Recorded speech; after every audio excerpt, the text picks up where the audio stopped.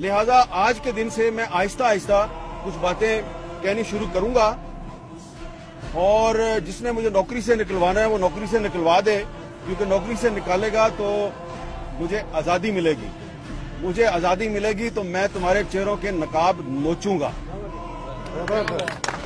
ये आपको शायद लग रहा हो कि मुझे तो गुस्सा चढ़ा हुआ है, मुझे कोई गुस्सा नहीं चढ़ा हुआ। गुस्सा इसलिए नहीं चढ़ा हुआ कि ये जो नौजवान मेरे साथ खड़ा है, पहले आपने इसको मारा, इसके घर में घुस के मारा और फिर आपने एक दूसरे को टेलीफोन कॉलें की और पर्सनल मीटिंग्स में कहा हमने घर में घुस के मारा।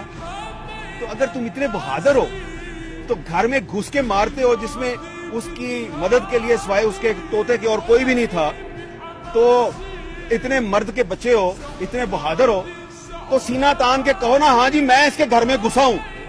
लेकिन तुम इतने बुज़दिल हो, इतने बेगैरत हो कि तुम ये तो नहीं मान रहे कि मैं इनके घर में घुसा था, तुम कहते हो ओहो नहीं कोई लड़की का भाई था जिसने मारा है। तो क्योंकि एक बहुत बेगैरत और बुज़दिल दुश्मन से वास्ता पड़ा है, तो इसलिए वो समझता है कि मेरा पता नहीं चलेगा, मैं नामालूम हूं। तुम कोई नामालूम नहीं हो, तुम्हारा पता है मैं तुम कौन हो।